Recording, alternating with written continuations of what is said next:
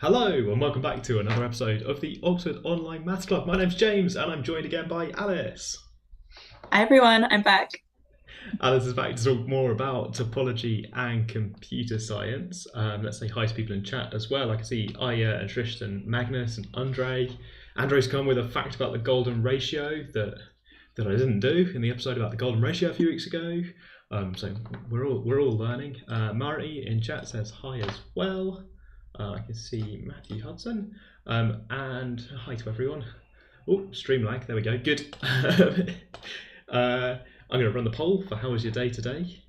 We always do this at the start because I like to see how people's day is going before we start the stream. I'm going to ask Alice, how's your day today on a 5-star scale?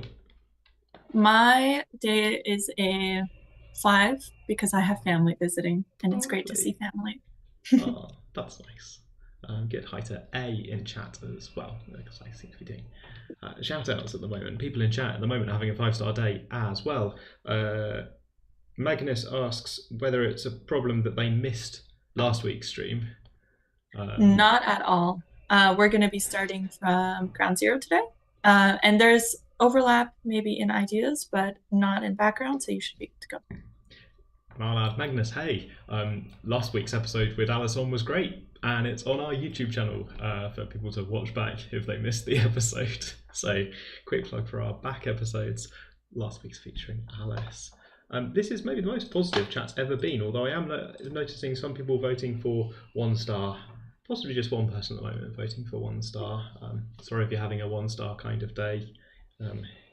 If you want to be anonymous in chat, you can be anonymous in chat. If you want to see some maths and topology, then stay tuned. Good, right, Magnus says that they are going to go and watch Alice's other episodes. There you go, Alice.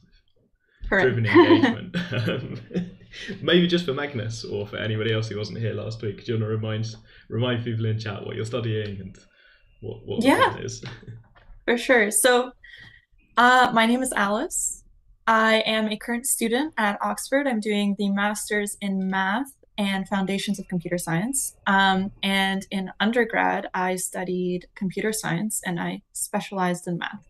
So I've kind of done a bit of both in my time at university.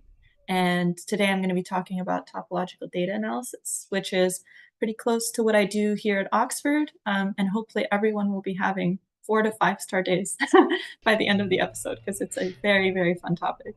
Excellent, thanks. Before we jump in, I'm going to do a quick plug for stuff. If you want to come and visit Oxford, we're doing open days at the end of June.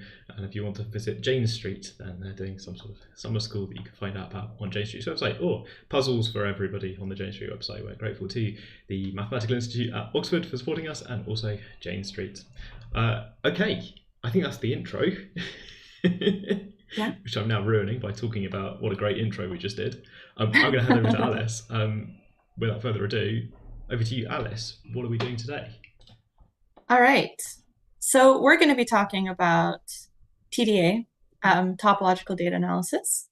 But before we talk about TDA, we're going to start with a story. So here is a picture of the city of Kaliningrad, which is in modern-day Russia. But we're going to travel back to the 18th century when Kaliningrad was a town known as Konigsberg in what was then Prussia. So it was founded back in the early 13th century, 1200s, by the Teutonic Knights. And it grew to become a really, really key trading hub because of its location on this river. So this river divided the town into 4 parts. And by the way, everyone, this is a completely true story. So this river divided the town into 4 parts. And it had 7 bridges. So we see this part in the middle. We can kind of fill it in like that. We have this part on the northern side over here. And then we have this landmass. Right? We have some. So there are 4 parts. And the 7 bridges. So we have Merchant's Bridge, Forge Bridge, High Bridge, Honey Bridge, Wooden Bridge, Cuttlebrook, and Green Bridge. And I've seen different names on different resources for the bridges. So we're not sure what the names really are. But On Sundays, the residents of Konigsberg like to take walks around the town. And someone one day came up with a challenge. They asked, can we take our Sunday walk around this town in such a way that we cross all 7 bridges exactly once? So despite many, many attempts by the citizens and even the mayor getting involved, nobody could solve this puzzle, even though it seemed so simple. And the rings on everyone's Apple Watches were closed, but the puzzle remained unsolved. So luckily for them, Konigsberg wasn't too far from St. Petersburg, which was home to this gentleman, Leonard Euler, who was a prolific mathematician in his time. And I hope that you've heard of him because he has just done so much for the world of math. So he was in St. Petersburg, and he was deeply, deeply involved with all kinds of topics, so mechanics and astronomy and navigation and hydrodynamics. So this busy man asked, why should I be concerned with this simple sounding problem, the Konigsberg bridge problem? Why should I care? And I mean, he published more than, I think, 500 books in his, or 500 books and papers in his lifetime. At one point, he was publishing nearly a paper a week. So he was very busy, and he was asked to solve this problem. And in a letter in response, he wrote, "Thus you see, most noble sir, how this type of solution bears little relationship to mathematics, and I do not understand why you expect a mathematician to produce it rather than anyone else, for the solution is based on reason alone, and its discovery does not depend on any mathematical principle. So because of this, I do not know why even questions which bear so little relationship to mathematics are solved more quickly by mathematicians than by others." So in short, why are you asking me this question that has nothing to do with math at all? But seemingly, the problem got stuck in his brain, and he thought about it quite a bit, because the same year he wrote another letter to his friend, who was a fellow mathematician, and said, "This question is so banal, it's so boring, but seemed to me worthy of attention in that neither geometry, nor algebra, nor even the art of counting were sufficient to solve it." And yeah, fun fact, this image is AI generated, and it's supposed to be Euler writing this letter in his town of St. Petersburg at the time. We couldn't find any So, images of Euler writing a letter, I guess. yeah, I like the way that searched the Euler has internet. arranged all of his bookcases. It's In bookcases, the imagine of the AI, he's arranged all of his books, including all of the very short ones, into this. Now that's a short book. Yeah, Right. those are the ones he's working on, yeah. Sorry, I really love the phrase "art of counting." Do you know Yeah. what he means by the art of counting? I've got some ideas, but I'm actually not sure. It might have been in reference to maybe some early combinatorics at the time, but no, I don't know what he meant. I think there's a Tom Kerner book by, or a book called, is it called The Art of Counting, or is it called The Pleasures of Counting? That's kind of general maths book. Let's assume he means some sort of combinatorics. That'll be a good assumption, I think. Sorry, I've interrupted. Probably at the time. No, it's interesting. It would be good to know. Okay, so he wrote this letter, and he ended up solving the problem some years later and publishing a solution, I believe, in 1741. And so he made 2 very, very important observations about the Konigsberg bridge problem. So first of all, he realized that the actual land masses and the sizes of them and the lengths of the bridges were irrelevant to solving the problem. So we don't care how far these people have to walk, we just know that they have to cross the bridge. And he realized that, for example, distances between bridges didn't really matter. And so instead, he modeled the land masses as points or vertices, and he modeled the bridges that connected them as edges. So we would call, for example, and we talked about this a little bit last week, but we would call A a vertex, and for example, this line between A and C would be an edge. And so he essentially invented what we now call graph theory. And this approach was inspired by something called geometria situs, or the geometry of position, which was what they had at the time. So now we call it graph theory. But this was really the key to solving the problem, simplifying it like this. And so he used a concept which he invented called the degree of a vertex. So the degree of V is equal to the number of edges connecting to that vertex.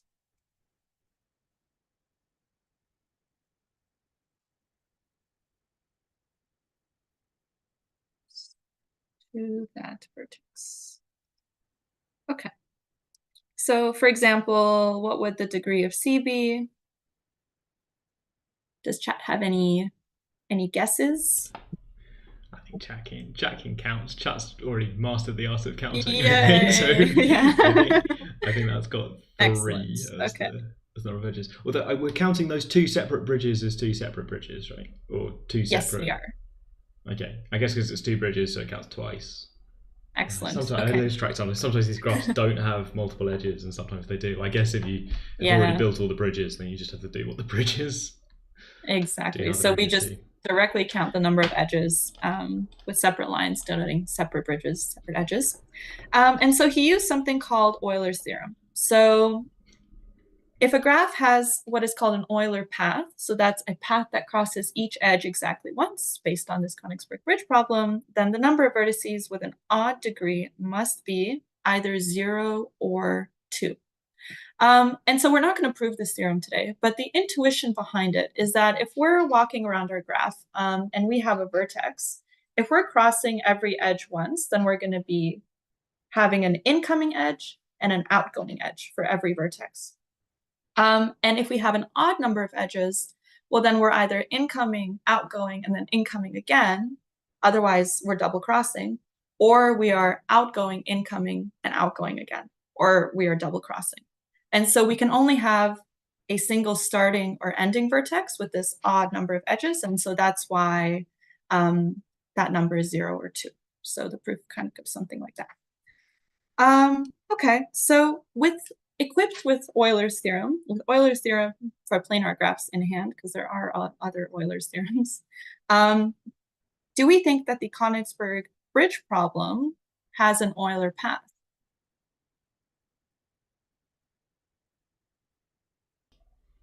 Leave it for chat and leave it for chat to discuss. Yeah, leave it for chat to decide. Leave it for chat to decide. Yes. Although I guess, is it evidence that the people at the start of the story who are exploring around, there's people exploring Konigsberg? Good question from Andre in chat. Why can't it be any even number? So Euler's picked up the numbers 0 and 2. I guess 2 makes sense because you've got a start and an end. And 0's in there as well, but not 4. Or 2. So kind of, yeah. Yeah. So if we had 4, then that means we would have edges or vertices with this odd degree that would be neither a starting or an ending vertex in our path. So we would have some vertex that we're crossing in the middle of our path of odd degree. And so it would imply that one of those edges we need to cross twice unless we are going to start or end at that vertex. Yes. So we can't have vertices in the middle. If you're allowed to do different parts, there's something that is true about any even number, which is if you're allowed to do different parts of the graph separately, so maybe you do different bits of the journey on separate days or something, then it's still true that the number of start and end points you have is even, because each day's journey has a start and an end, so it goes up by 2 for each bit of journey you do. So maybe that's what Andrew's thinking, that if you do a bit of journey and then separately do a bit of journey, you can get up to 4 ends of journey. Yes, yes. So the assumption. 0 is in there because the start and end might be the same. People in chat are telling us about the Konigsberg bridge problem. they say that all of the nodes, all of the vertices have odd degree, and that's 4 of them. Yeah. So we can say, for example, degree C, we already decided was 3. If we just count the degree of A, we see that that is 5. And now degree B, we see it's also 3. And so we're already out of the running. And the assumption here is that our graph is connected for Euler's theorem. So that's a good catch. We have to be careful about whether our graphs are connected or not. So assuming we have this one piece in our graph, then the answer is no. But the important, yeah. Yeah, no, the important thing, sorry, you do the important thing, then I'll interrupt. Yeah. So the important thing is that he transformed this puzzle into a much simpler structure that only really retained the information that we needed to solve the problem. And so with that, he created graph theory and what went on to be topology as well. Yeah, 2 questions in chat. If the number of vertices with odd degree is 0, William asks, can you start and end anywhere? I think the answer is yes. Yes. Because your plan is to hang on. Asterisk. Yes, asterisk. And a separate question, if you have 0 odd degrees, must you end the same place you start? And I think that's treated as well. Yes, as well. You have to end where you start. Otherwise, your journey will have a kind of separate start and end. And those points, zoom in on those points, they've got odd degree. My asterisk for William is because while I was talking out loud, I thought of a kind of configuration of bridges where there are no vertices with odd degree, but you can't. Wait, what have I done? You can't do it? I've broken Euler's theorem. I'm going to think to myself quietly and then wonder about it. I'm going to think quietly to myself. Yeah. Please do. And feel free to scribble out your idea if you do decide to. Okay. So if we're all happy with that idea and solution, the answer is no. Then we can move on to another familiar. Actually, I did want to mention one thing. So for the city itself, Konigsberg, so now it's Kaliningrad, 2 of the bridges were unfortunately bombed out in the Second World War. And another 2 were swapped in favor of highways. So only 3 bridges remain. And the answer to the Konigsberg problem, which would, I guess, be the Kaliningrad problem today, is actually positive. So the answer is yes, because of how the bridges were changed. So that's just kind of a fun fact. So let's move on to a more familiar example, maybe to some, and that is a map of the London Tube. So this map of the London Tube is not actually geographically perfectly accurate, right? So the lines are not perfectly straight. There's going to be some wiggling and squiggling. And the distances illustrated aren't perfectly one-to-one. But there's enough information in this diagram that it still gets the idea across. So these quantities aren't really needed for you to figure out what path to take on your morning commute. And so that's the idea of topology. It's the mathematical study of things or mathematical objects that are equal up to continuous deformations, where we sort of just hold on to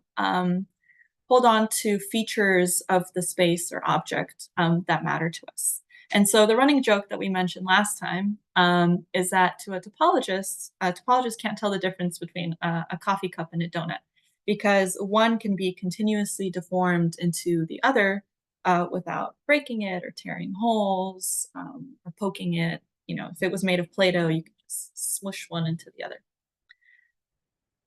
All right, so let's talk about shapes a little bit.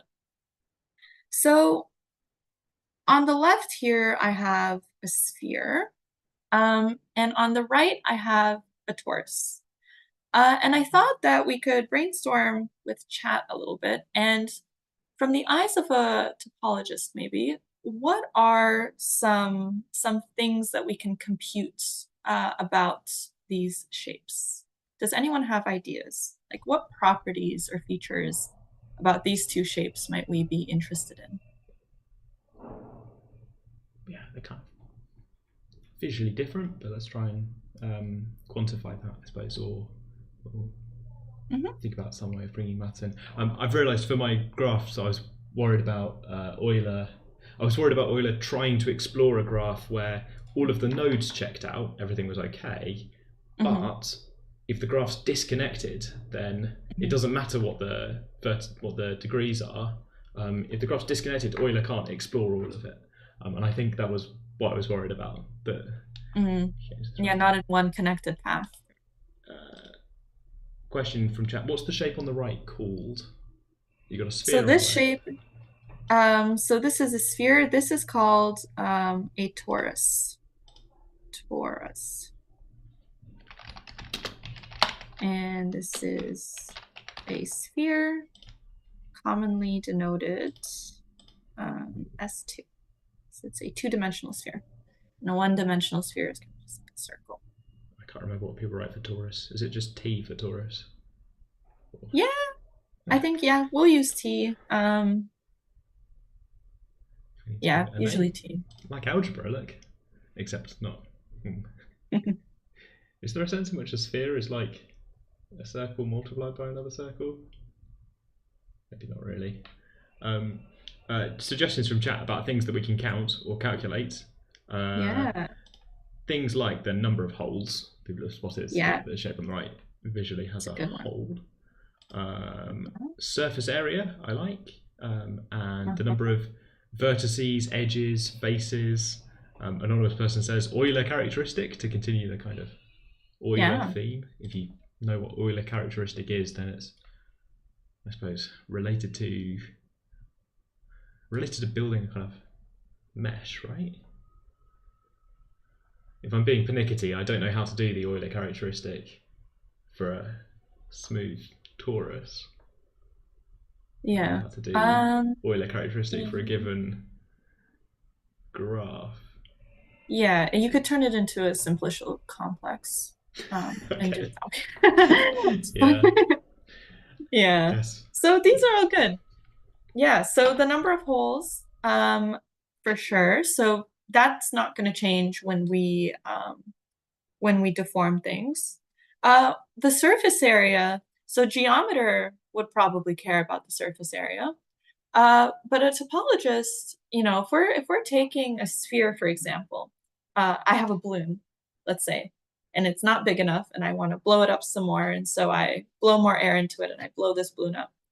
That is going to increase my surface area, but I have the same shape.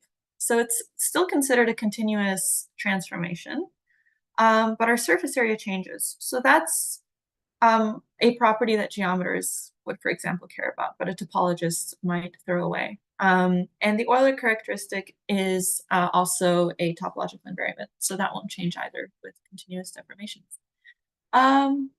Cool. Okay. So the one that we're going to focus on is the number of holes of a space. And so we're going to be talking about something called Betti numbers, which are essentially the nth dimensional Betti number corresponds to the number of n-dimensional holes of a space. And PhD students in math will spend a long time learning how to actually compute these Betti numbers. And so we don't need that mathematical computation today. What we really need is the geometric intuition to understand what's going on. So this intuition is that the zero-dimensional Betti number approximately measures the number of connected components in our space. Components. And these are components where I can take one point and another point, and I can walk along some path in my space, and I can reach my second point while remaining on my surface or whatever it is I'm looking at. And so the first Betti number corresponds approximately to the number of loops or holes in my space. So this would be if I were to, for example, tie a string around my space or draw a loop. And we'll do an example in a second. But a one-dimensional hole is like a loop that encloses some hole, meaning I can't like smush it down into a point. And this second dimensional Betti number counts the number of voids or cavities in my space. So to illustrate what we mean, let's look at the sphere. So the sphere is going to have one connected piece or component. So our Betti 0 is going to measure this one component, so that'll be 1. Betti 1 is going to be the number of loops or one-dimensional holes in our space. And so if we look at this sphere, if I were to draw some loop, like a string around my space, like this, for example, hopefully chat can kind of see that. Here, I'll make it a little bit thicker just in case. So if I were to draw some kind of loop in my space like this, now I could smush, if this was made of string or rubber, I could smush this down into a single point. And so this loop is not enclosing any sort of hole on the surface of the sphere.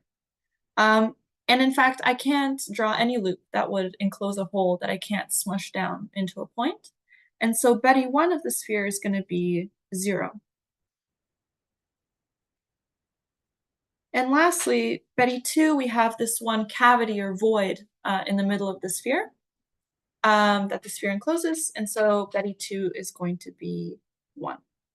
So let's try to do the torus together. Before we move to the number of pieces that the torus has. So does anyone want to have a go and guess what Betti 0 is going to be for the torus? Sorry, I talked over you.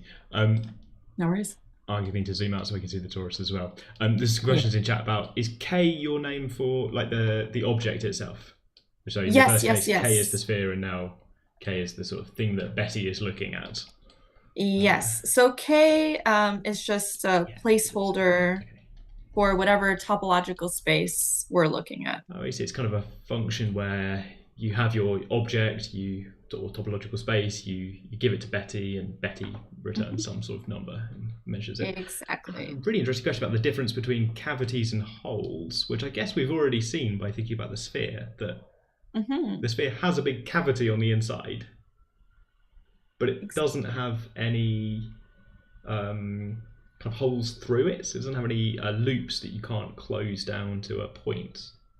Yeah, exactly. So we don't have, we can't draw this, one-dimensional string, for example, around our sphere and position it in such a way that we can't collapse it. Because no matter even if I were to wrap a string around the entire circumference of my sphere, around an entire hemisphere, so maybe use a different color.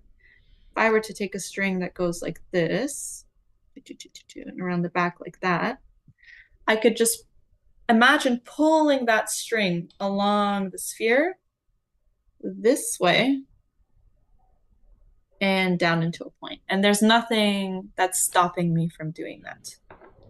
Yeah. So I wish I had like a basketball or something. I've got a really tiny orange sphere. Yeah. So if I have a loop on my sphere, oh gosh, it's not the best demo. Let's go.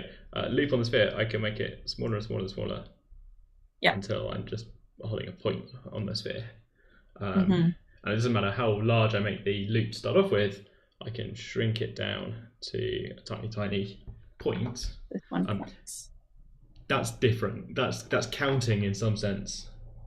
My inability to do that is something about the sphere, which is a distinct concept, Alice is saying, from whether or not the sphere's got an inside or not.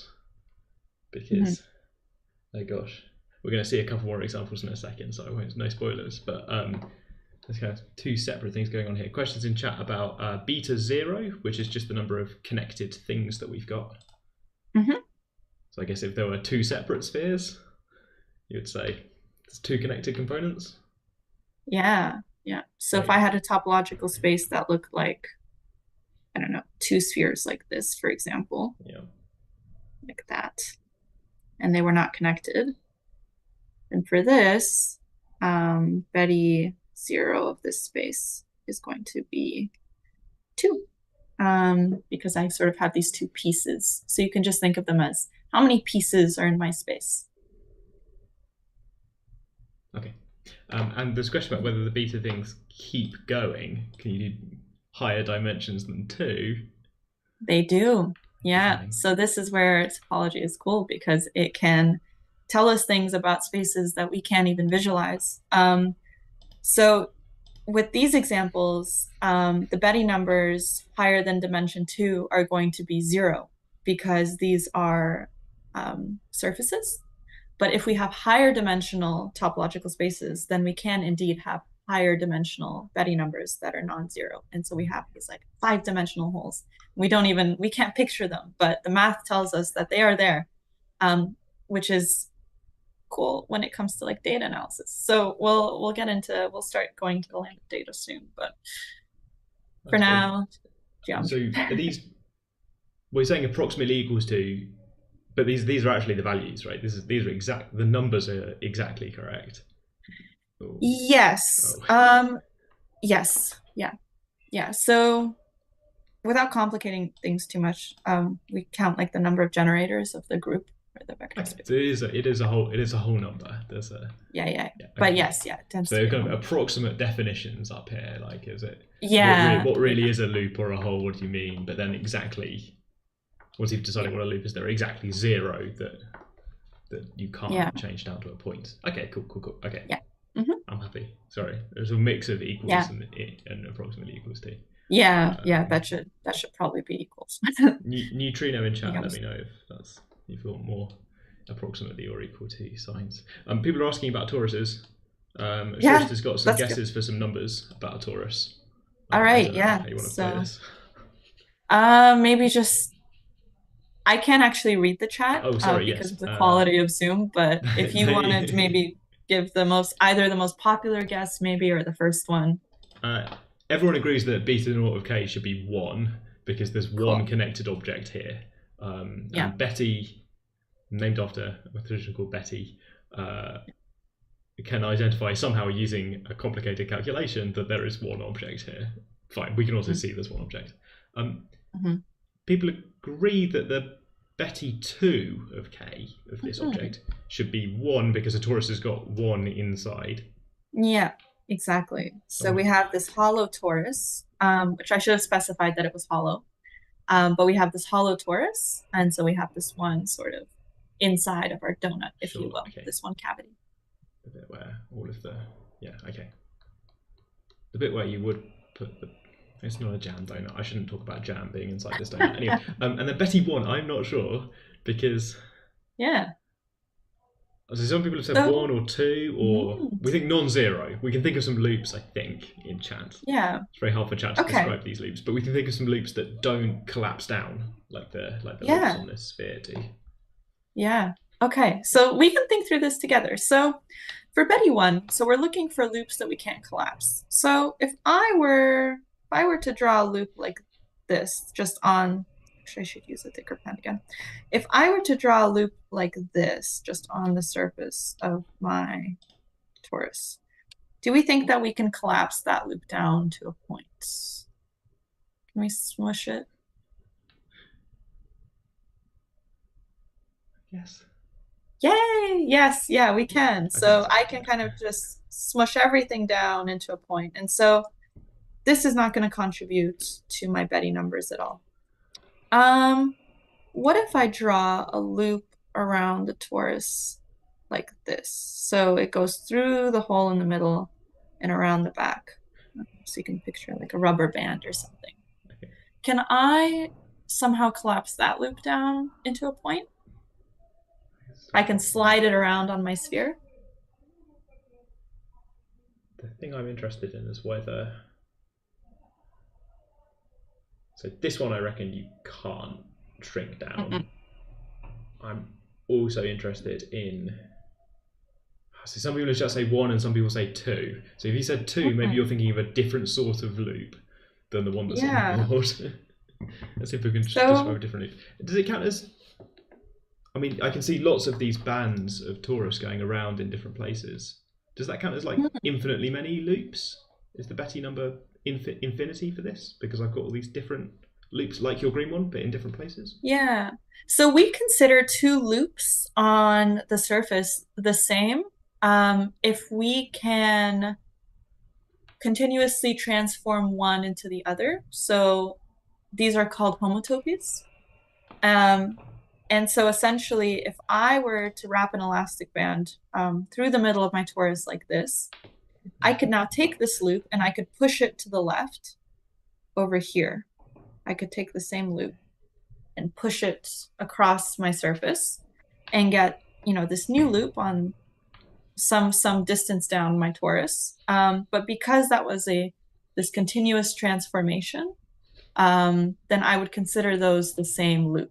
So we take equivalence classes, if that's familiar to anyone.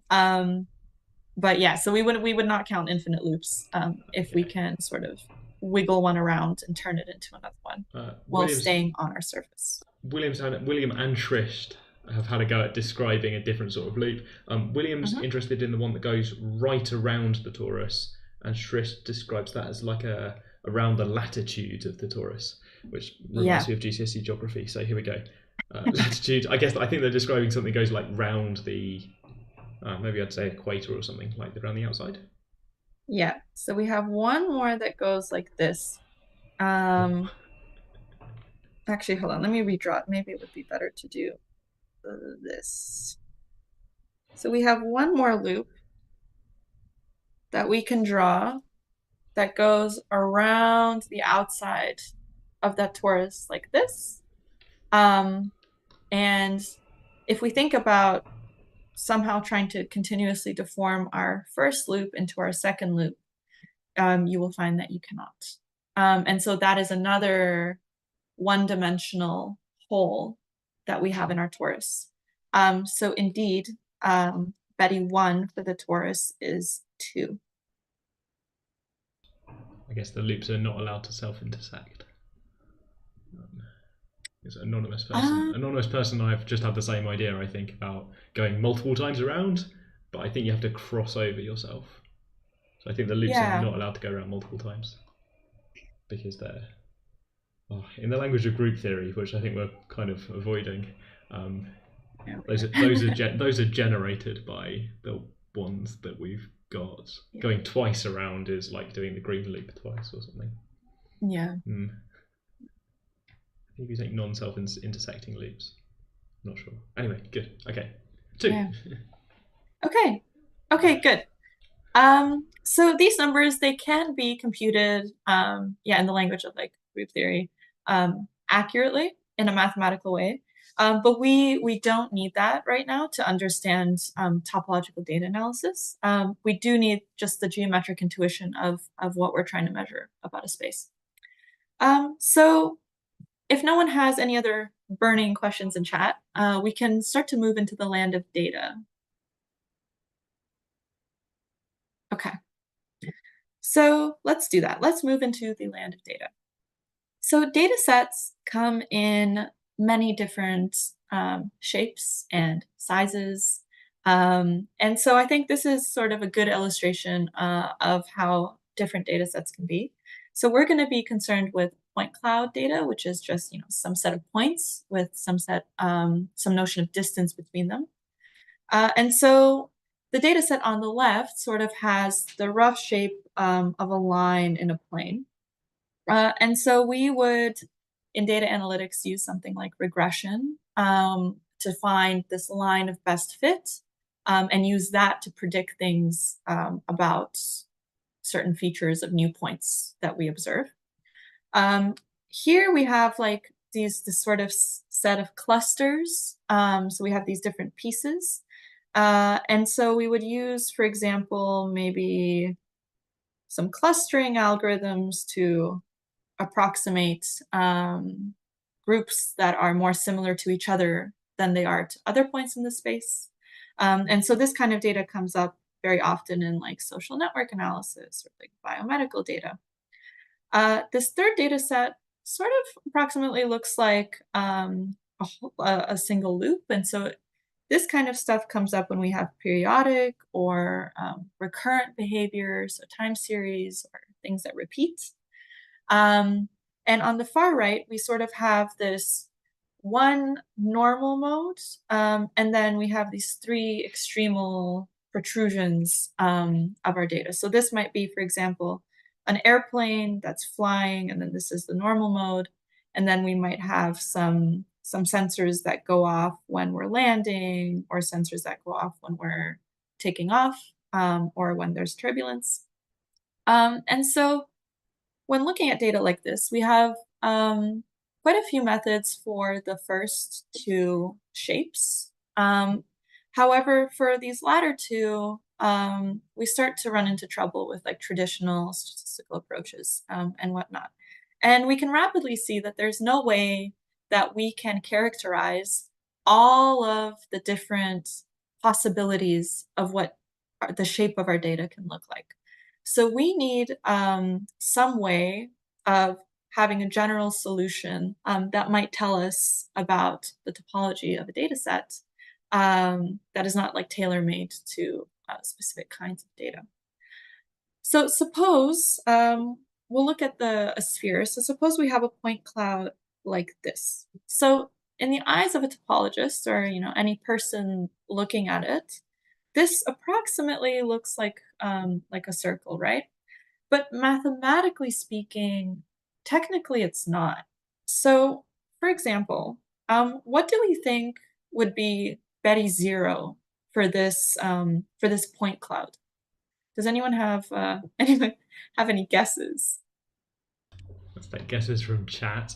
Betty zero is I think you said number of connected components. Yeah, for the number of connected components. Sure. Okay. It looks like a ring. I'm imagining this is going to be.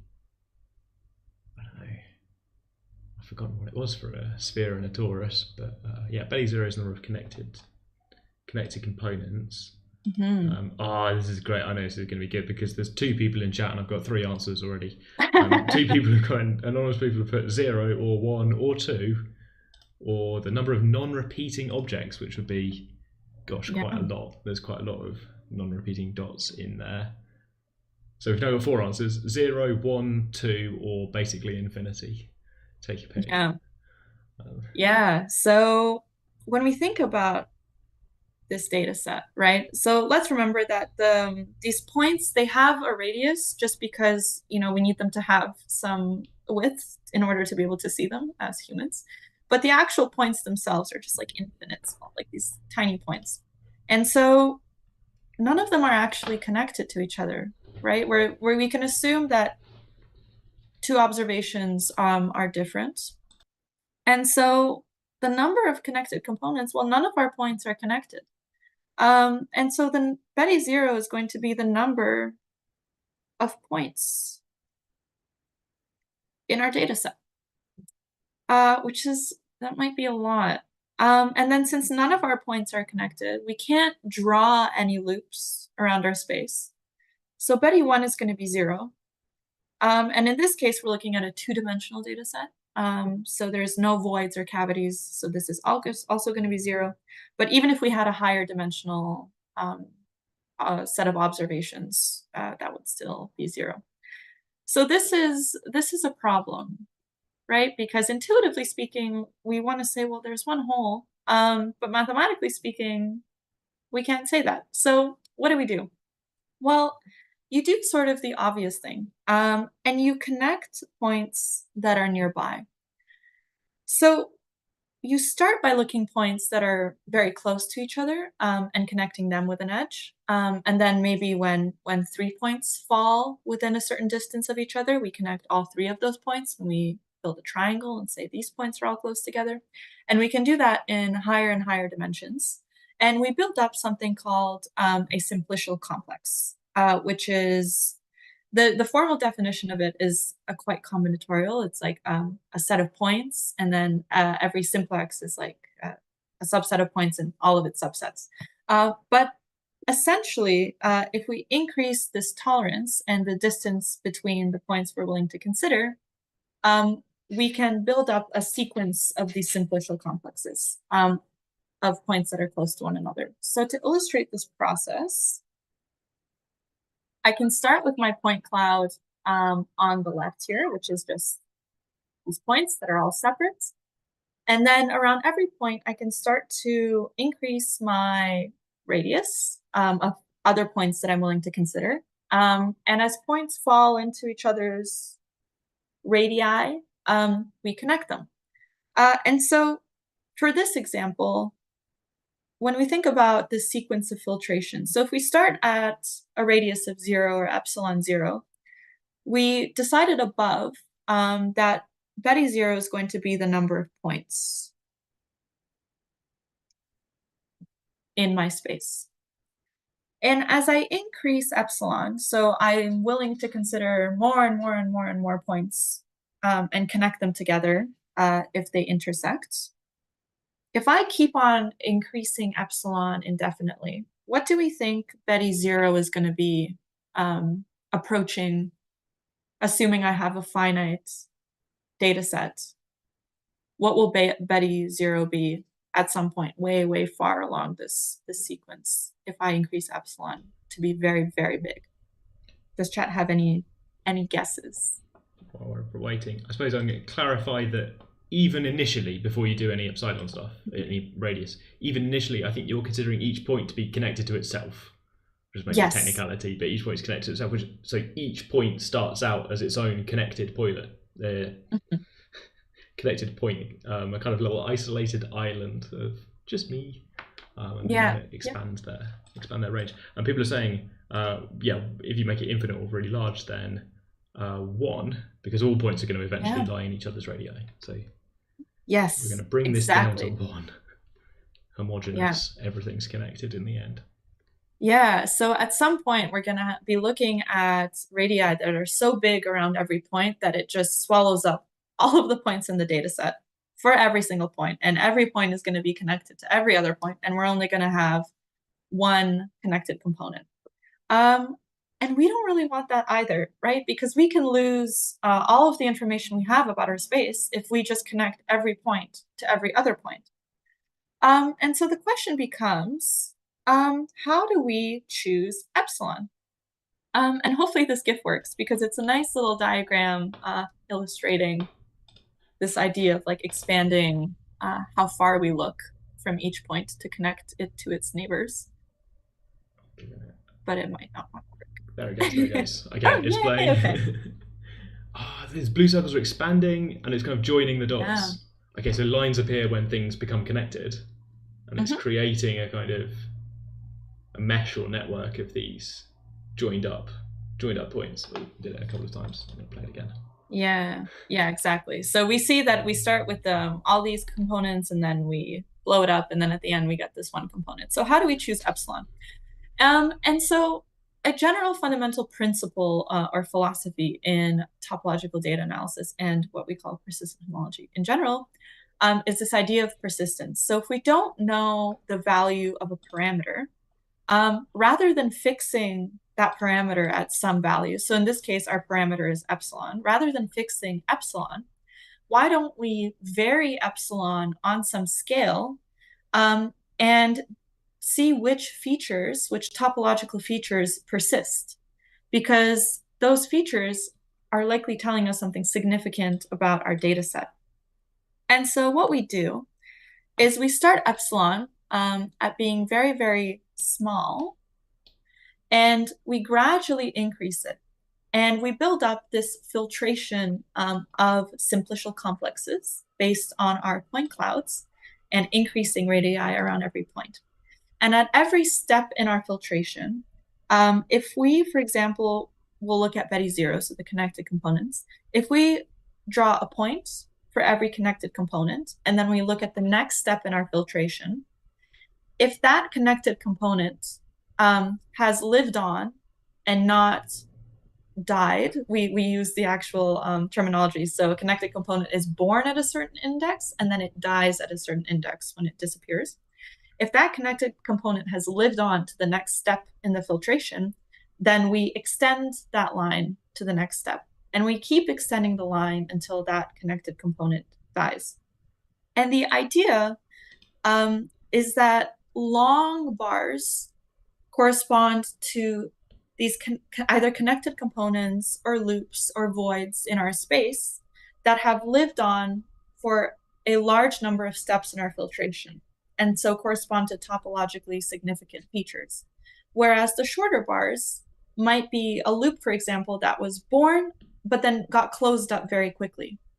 And so doesn't really correspond to something in our data set that we think is a significant topological feature. So as an example, we can go back to our torus that we talked about. And so we had decided that Betty 0 was 1, Betty 1 was 2, and Betty 2 was 1. And so suppose I take a random sample from the surface of my torus, like so, and I run an experiment, and I compute these barcodes. What I end up with is something that looks like this. So I see that I have, it's a little hard to see actually, but I have this one bar for Betty 0 at the top that runs for a long time up here, and then some shorter bars. And then for Betty 1, I have these two sort of longer bars here, and then everything else is sort of born and then dies more quickly. And then for my voids, well, I have this one outlier, this one bar here. And so this tells us or suggests that the Betty numbers should correspond to the number of these longer bars. So for my data set here, which I sampled from a hollow torus, it is suggesting that I have a Betty 0 of 1, and then a Betty 1 of 2, and a Betty 2 of 1. And so this is how we compute topological features from point clouds.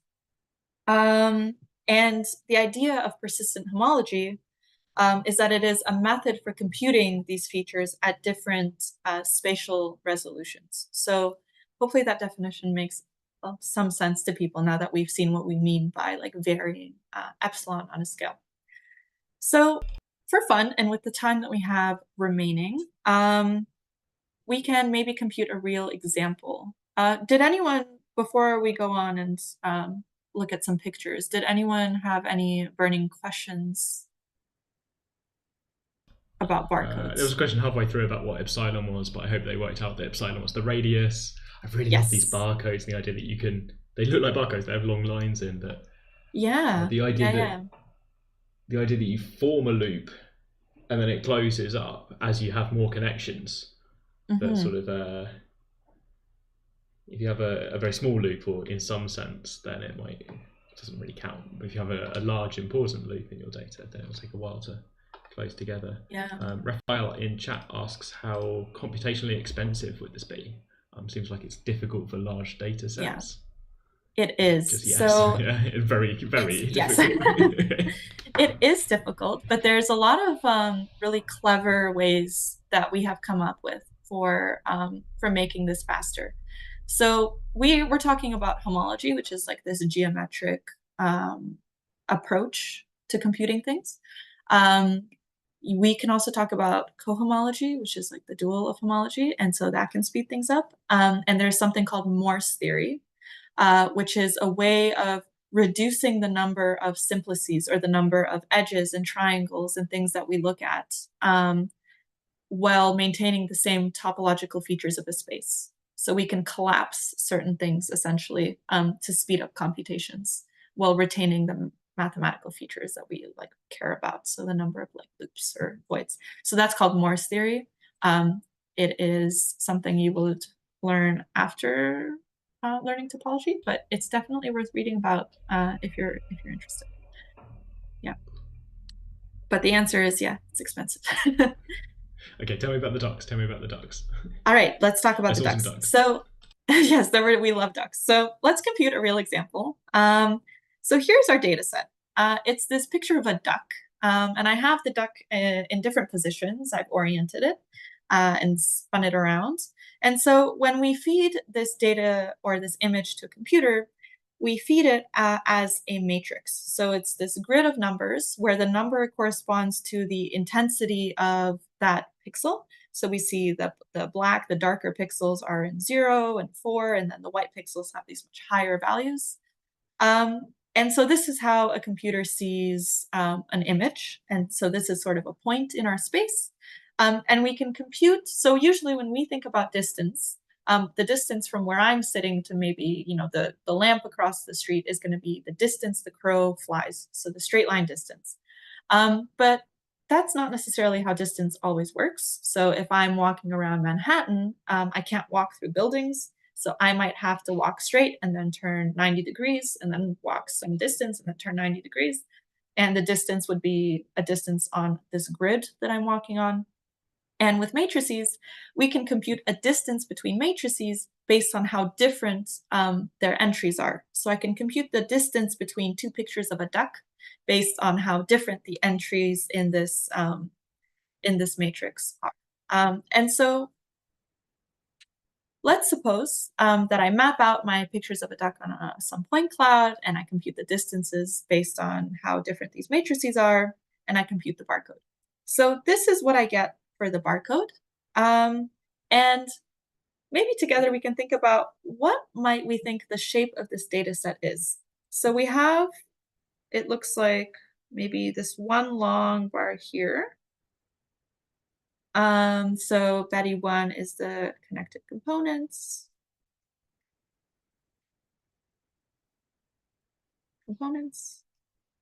And then I have this, I guess, do we agree, one long bar for Betty 1?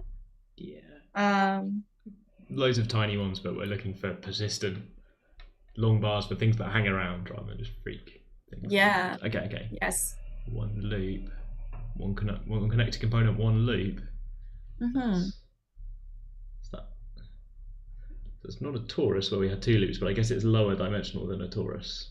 Yeah. Anyway. So we're looking at this this 2D sort of picture. So it's not a 3. Chat says a circle.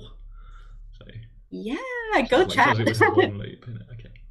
Yeah, so we have one connected component and one loop. And so if I were to project my set of images down into a lower dimensional space, so that using techniques we won't talk about, then this is approximately what visualization of that duck looks like. And it's this circle that corresponds to the duck rotating. And so we can go around in this periodic way. And the barcode that we detected kind of gives this away. So we have this one connected component, and it's enclosing this one loop. And that is super cool in my opinion. And that is the whole idea of the topological data analysis pipeline. So we take this set of points, we build some mathematical structure on top of it called the simplicial complex. We construct this filtration. We compute persistent features, so we compute this barcode. And then these barcodes can give us information about our data and features that we can then feed to, for example, neural networks to predict things about our data. And yeah, so that's the high-level bird's eye introduction to topological data analysis.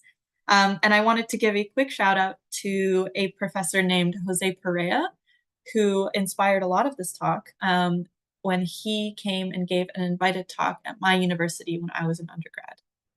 And so he inspired me to pursue a lot of what I'm doing now. And there's a large topological data analysis group at Oxford that does research in this area. And yeah, so it's a very, very fun blend of pure math and computer science. Thank you, Alice. We've maybe got a minute for questions at the end. while we're getting questions in, so Jake asks about that matrix distance technique. It sounds like it could be relevant for machine learning, or I guess is there a link there to? Yeah. So I think, I mean, anytime you have data in a matrix, whatever notion of distance you're going to compute is going to have to be based on matrices and not just like vectors anymore. So I think like the Frobenius norm is one, for example. You can compute, there's like a Euclidean norm sort of equivalent for matrices. But yeah, it's relevant, not just machine learning, but anytime we're dealing with data. I guess in a sort of clustering sense, if you have lots of photos of the same duck, then they should be kind of nearby in what I'm struggling to conceptualize as a kind of the photo distance between two photos should be kind of small. There was a question earlier to ask about a sort of follow-up question to your introduction, but I've saved it for the end. So you mentioned that your pathways, you studied computer science, but with a specialism in mathematics. And the question is just how does that work? Can you elaborate on what you're doing? Yeah. So I started my undergraduate degree thinking I wanted to be a software engineer. And so I was very focused on the computer science side of things. But after doing a little bit of university levels, linear algebra, and calculus and whatnot, I decided that I wasn't ready to let go and to stop taking the math classes, essentially. And so I picked a course at my school that had a specialization in math. And I took an introduction to proofs course in my second year. And I did some abstract algebra. And I think I really fell in love with that aspect of maths that I didn't realize was a thing, really, just because of the way that I was taught calculus and whatnot in my earlier years. And so, yeah, I ended up doing a lot more abstract math than the average computer science major did as an undergrad. That's how we get you. And then once you've seen the maths, then it's more fun. There's a question about do you think this could be applied onto the weights of neural networks in a meaningful way, which I think is bringing in a whole neural network kind of idea. Do you want to say anything about that? Or? Yeah. So there are loads of connections between topological data analysis and machine learning at basically like every step of the pipeline. So we can use TDA to feed features into machine learning algorithms. We can use them to analyze the weights of a machine learning algorithm itself. And then we can also, I don't remember, but there's a way to, at the end, to analyze like outputs as well. But there's a nice paper that sort of talks about the high level connections between the two. So if you Google like topological data analysis, machine learning, it should come up. But we can also put it in the extra notes. But the answer is yes. So you can apply all of this to try to decipher some like understanding of what's going on the inner workings of the neural network as we're training it. Okay. I think that's the questions that we've got, which means that all we've got at the end is to say thank you very much to Alice for coming back on the show to tell us about topological data analysis, topology and computer science all at once. It's been great to have you on these 2 episodes, Computer Science Takeover. Thanks so much for having me. Thanks to Chat for joining in. Thank you for the questions along the way as well. We've got one more episode in this series of Oxford Online Maths Club, so we're going to be back next week for one more episode. Until then, have a nice evening, have a nice weekend, and we'll see you in 167 hours. Take care. All right, thanks everyone. Bye-bye.